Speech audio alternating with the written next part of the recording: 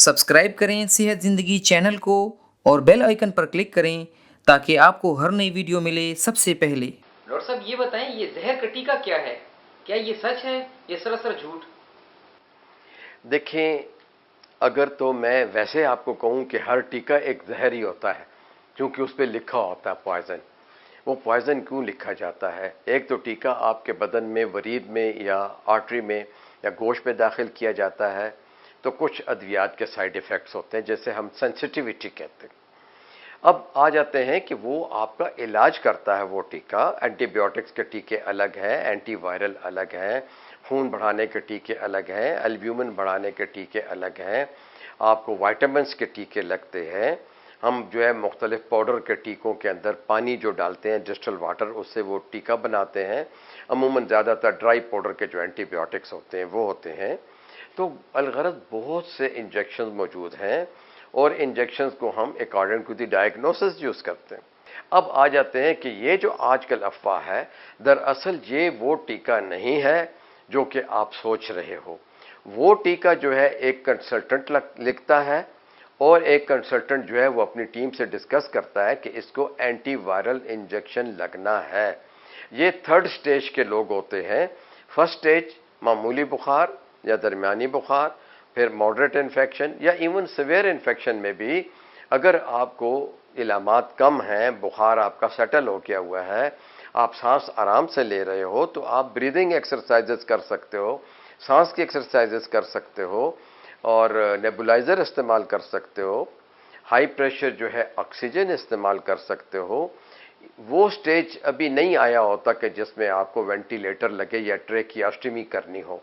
लेकिन जब आपको बायलैटरल निमोनिया हो, आपको एक्यूट ब्रोंकाइटिस हो, आपको लोबार निमोनिया हो और आप पहले से जो है स्मोकर हो, पहले से दमे के मरीज हो, पहले से टीबी के मरीज हो या एड्स के मरीज हो या नशा करते हो, चाहे वो अल्कोहल हो, चाहे वो चर्स हो, चाहे वो हेरोइन हो या चाहे वो शीशा हो, ठीक है, या आप जो है आइस इस्तेमाल करते हो, ऐसे लोग हैं अस्पतालों में। बड़े खूबसूरत नौजवान आ रहे हैं, 30 साल से 35 साल उनकी उम्र है, तो वो कैसे कोरोना में आ रहे हैं? उनकी तो इम्यूनिटी ज़्यादा होना चाहिए।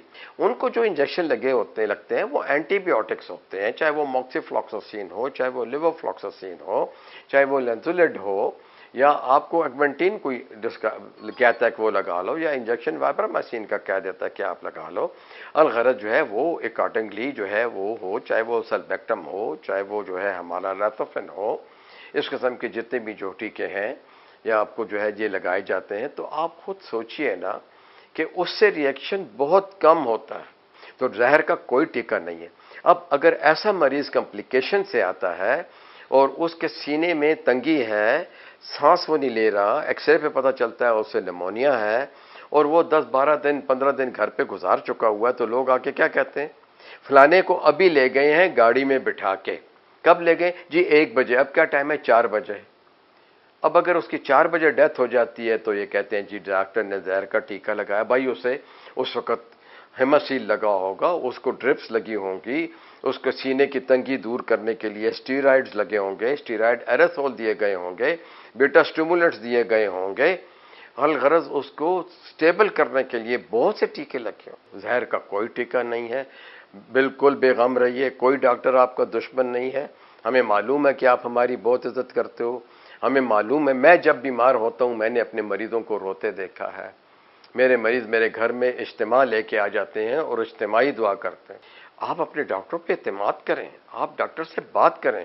डॉक्टर को भी चाहिए कि मरीजों को, खासकर उसके जो नज़दीक रिलेटिव्स हैं, उनको सिचुएशन बता दें कि सिचुएशन सीरियस है, हम आपके माँ बाप को या बहन भाई को बचाने की कोशिश कर रहे हैं। लेकिन लेकिन गैर ज़रूरी लोग, तमाशबीन लोग, यहां तक होता है कि एक मरीज जो है वो पहले से दाखिल है, उसका मरीज ठीक भी हो रहा होता है, वो लड़का वहां वार्ड में खेल भी रहा होता है, या वो लड़की जो है गपशप लगा रही होती है टेलीफोन पे, वो नए मरीज को देखती है, जितनी देर में नर्सेज उसका सामान वगैरह ला रहे होते हैं उसको ठीक करने के लिए, उनके कान में गॉसिप करते हैं। ख्याल करना, ये डॉक्टर बड़ा ठीक है, डॉक्टर ठीक नहीं का, ये डॉक्टर जो है आपको गालियां देगा, ये डॉक्टर आपसे प्यार करेगा। जरा ख्याल करना, थोड़ा सी खैराबाद करो, थोड़ा सा असिस्टेंट को पैसे दे दो, तुम्हारा मरीज जल्दी ठीक हो जाएगा। यार ये करने की बात है, ये करने की बात है। हमने आज तक ऐसा नहीं किया हॉस्पिटल की ड्यूटी में, हमने आज तक क्लिनिक में ऐसा नहीं किया। जिन लोगों ने पैसे ज़्यादा दे के हमारे असिस्टेंट को ख़रीदने की कोशिश की या हम तक पहले पहुंचने की कोशिश की, हमने वो मरीज़ ही कहा कि हम नहीं देख सकते क्योंकि आप बुरी इंटेंशन से आए हो, आप औरों लोगों का हक मारने के लिए आए हो।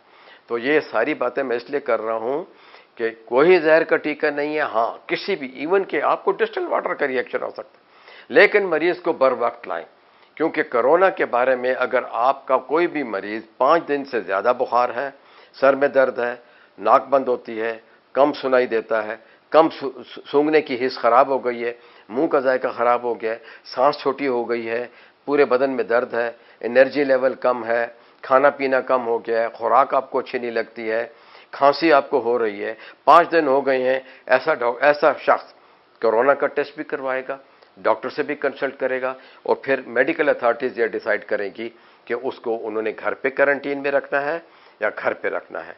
टेस्ट इस मौके पे, जैसे कि हम मॉडरेट कोरोना कहते हैं या मॉडरेट कोरोना नहीं है, यानी ये इलामात हैं जो कि कोरोना से मिलती जुलती हैं, तो आपको टेस्ट करवाना है और फिर उसके बाद से आपके मरीज की डिस्पोजल होगी।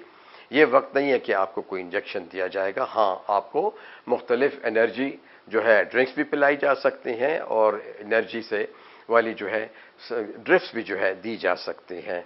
तो इस उम्मीद के साथ कि आप जो है मेरे सख्त लहजे को माफ़ करेंगे।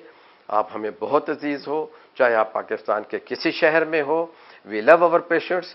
मैं आपको बता दूं, जितने मरीज़ जीते हैं उनका डॉक्टर उनके साथ जीता है, और जितने मरीज़ अगर हुक्म इलाही से फोत हो जाते हैं, चाहे किसी मर्ज की कॉम्प्लिकेशन से फोत हो जाते हैं या उन्होंने अस्पताल में 5-6 दिन गुजारे होते हैं, तो यकीन कीजिए डॉक्टर्स और नर्सेज भी उस मरीज़ के तौर कि जब तक वो मरीज़ मरा हुआ अस्पताल में होता है वो उसके साथ मर जाते हैं। हमने नर्सेस को रोते हुए देखा है मरीजों की मौत के ऊपर, हमने डॉक्टर्स को सर पकड़ के बैठते हुए देखा है कि ये मरीज तो ठीक होने वाला था, इसको यकलाफ क्या हुआ। याद रखें, उन्हें और डिजीजेज होती हैं, अल्लाह की कसम उन्हें और डिजीजेज होती हैं, किसी मामूली तकलीफ से कोई नहीं मरता।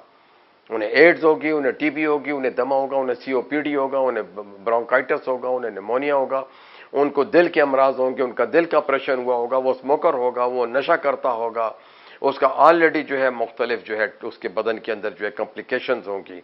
हो सकता है वो कैंसर का पेशेंट हो सकता है उसकी कीमोथेरेपी हुई है, उसकी रेडिएशन हुई है। ऐसे मरीज जो हैं कोरोना वायरस इन्फेक्शन से और किसी भी बैक्टीरियल इन्फेक्शन से मर सकते हैं। तो मेरे मेहमानों, मेरे दोस्तों, खुदा के लिए अपने मुल्क को ख़राब न करें और जो ये खबर देता है उसे पकड़ें, उसे ले जाएं, किसी भी अदालत ले जाएं, किसी भी जगह पे ले जाएं, कहें जी सबूत दो वो कौन सा टीका है जहर का जो लगाया गया है, और के साथ फिर ये कहते हैं डॉक्टर ने पैसे लिए। बड़े अफसोस की बात है, पैसे तो उसने लिए होते हैं जो मरीज अस्पताल लेके आता है और आपको गलत गाइडेंस दे के फिर चला जाता है। पैसे उसने लिए होंगे, पैसे जो आपको खुद दवाई दे रहा है जो कि डॉक्टर नहीं है उसने लिए होंगे। ये जो आजकल लोग दवाइयाँ जो है महंगी बेच रहे हैं या प्लाज्मा बेच रहे हैं, ये क्या है? ये बेहूदगी की आला तरीन मिसाल है। तो मेरे बहन भाइयों, कोई जहर का टीका नहीं है। अगर कोई गलती हो या कोई रिएक्शन हो गया हो, दोनों की तहकीक ज़रूरी है। तहकीकाती टीमें अस्पतालों में होती हैं।